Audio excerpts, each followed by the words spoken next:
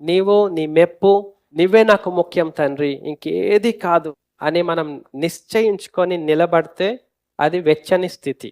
దేవుడు మనల్ని బ్రతికించి ఆత్మీయంగా మనల్ని మంట పుట్టిస్తాడు, వెలుగుతా ఉంటాం మనం. చల్లని స్థితి అంటే ఇంకా దేవుని మాటనే ఎత్తరాళ్ళు ఈ ఆలపనాలు చేసుకుంటారు. వాళ్ళతోటి దేవునికి ఏం లేదు, వాళ్ళు ఎట్లాగో బయటే ఉన్నారు. కానీ నులివెచ్చన ఉన్న స్థితి, ప్రభువా నాకు ఉద్యోగం, ప్రభువా నాకు ఆరోగ్యం, ప్రభువా నాకు డబ్బులు, ప్రభువా నాకు ఆస్తి, ప్రభువా నాది, ప్రభువా నా మనుషులు, ప్రభువా నా మంది, ఇది నులివెచ్చని స్థితి.